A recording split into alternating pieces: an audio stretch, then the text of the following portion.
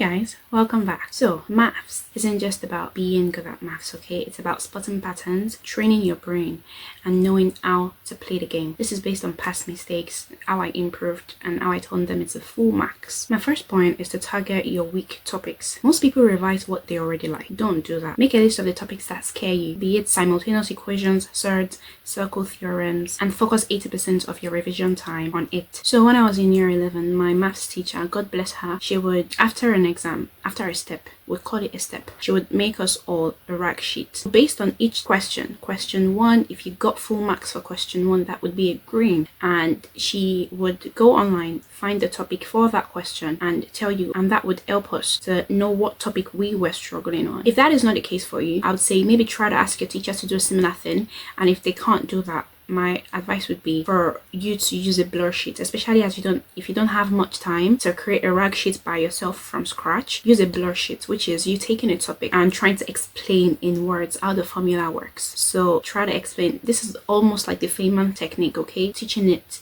to somebody who does not know it. Try to explain it in your own words how the formula works, and if you can't do that, then you probably need to revisit the topic, because mathematics is all about formulas. So if you can explain how the formula works, if you can explain how the manipulation of the formula works in your words, then you probably already know it. My second tip for you is to use exam questions like workouts. Do your questions in reverse. Do past papers in reverse. Start with question 30 and go backwards. This trains you for hard questions even when your brain is tired. Also, do topic questions. Go to sites like Revisely, Maths Genie, PMT, and drill every way they can test you. Say completing the square. The more patterns you see, the easier it becomes. My third point for you is to mark and reflect. Most people do papers, check scores, but reflection is where the 9 happens. What I mean is, for every question that you miss, ask yourself what went wrong.